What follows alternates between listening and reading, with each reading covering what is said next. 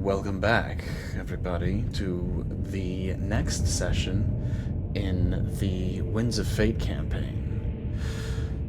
Where we left off, I'm going to do things a little bit differently. I'm not going to go into right away what we left off on, because we have two characters who were unresolved, that they were away, and I had them doing something else. Recap time.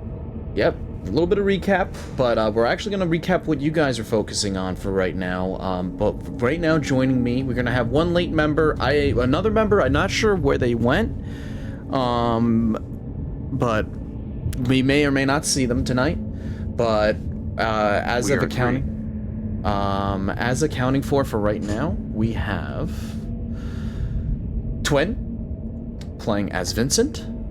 Hello. Where we've got Rovid returning as Karkinos. And we have Omega, who's also returning as Jurnos. To begin, we're going to actually start before last session. Ready to die to a dex save.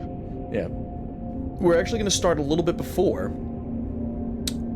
we're actually going to go back a little bit before the initial events of the session, because what happens prior to all of that is at the entrance of the cave, you guys were approaching the entrance of the Dragon's Lair. As you did, Karkinos, you began to hear whispers in your ear.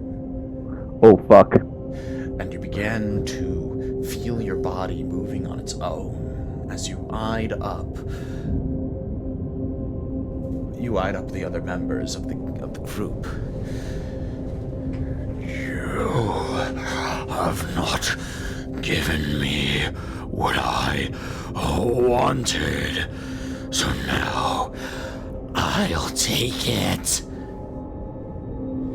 You lift your halberd up, and as you prepare to strike down on Spyra, Jernaz jumps in the way and pushes on your amulet, seeing that it was glowing, and basically stuns you. The amulet was acting crazy. Fuck. And Jernaz was forced to basically sit there and suppress it with some of his magical knowledge as the others entered into the cave. In your mind, in your mind, Karkinos, you were fighting a battle of wills against the entity that possesses the necklace, and slowly but surely regaining consciousness with the assistance of Jernaz. Damn. You hear the sounds of lightning blowing in the cave, as well as explosions echoing out. Unsure of the fate of your fellow party members, but as of right now, Karkinos is in no state to fight. He's currently pinned on the floor by forces that are beyond his control at the moment. As time goes on, you begin to hear that the sounds of battle begin to dissipate a bit, and the clouds up above begin to part. Still unsure as to what happened inside, Karkinos, we'll go into more detail on what happened, what that battle between the two minds was, in a little bit more detail, but as of right now, you're basically capable of getting up on your own, and you've fought it off for now. But you could feel the pulsating hunger of the amulet within your the depths of your soul at the moment. Oh, it's a rat! This isn't. Hello! Hi. Oh, welcome. Good. Oh, I was worried you were going to make it. Perfect timing, because I was about to have everybody kind of meet up.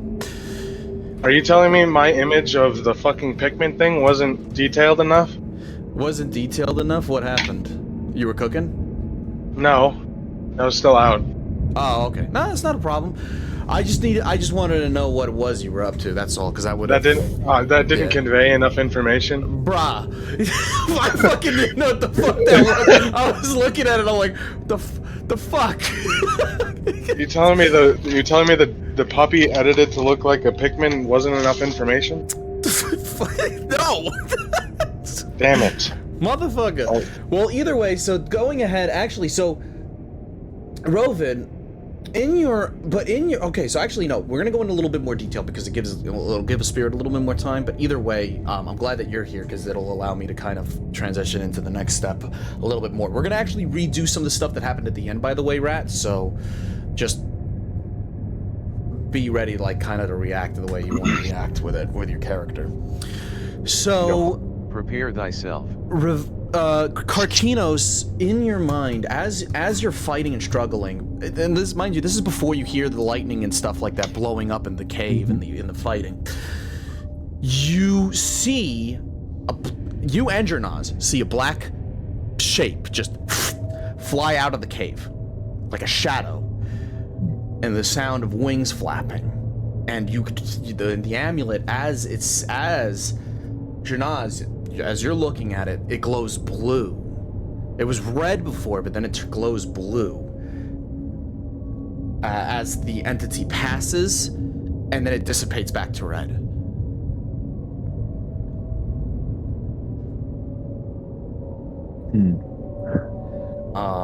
The only reason why I brought that up is just because that might be an important connection at some point. All right. So, you fight your battle of wills. It's speaking in languages and tongues that you don't understand, and you manage to push it back for now. Again, as mentioned before, with the help of Janaz and his magical knowledge over suppressing the magic. I'm just going to give it to you, Janaz. You don't have to do any checks. I just blasted it.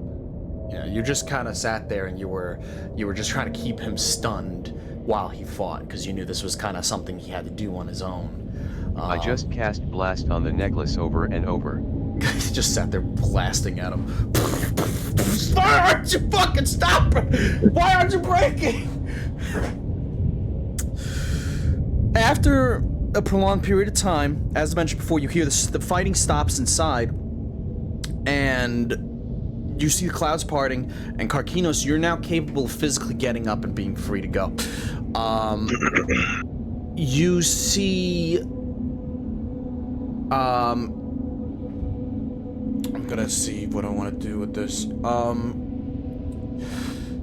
You see a lone figure kind of dragging their hand against the wall of the cave. Not necessarily injured, but looks as if they are a bit, like, staggered by the events that occurred in the cave. You see it's Shelton. He looks at you guys with a light smile. And he... Have I already thanked Journals for saving me, or are we already at the point where Shelton is emerging? Oh, go ahead.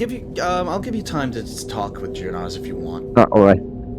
So, as I wake up from the trance and observe my surroundings, I see Journals.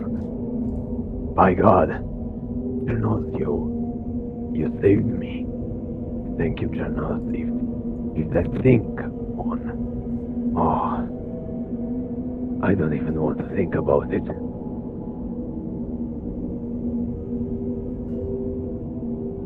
Let me go ahead and actually make you a little bit louder. There we go.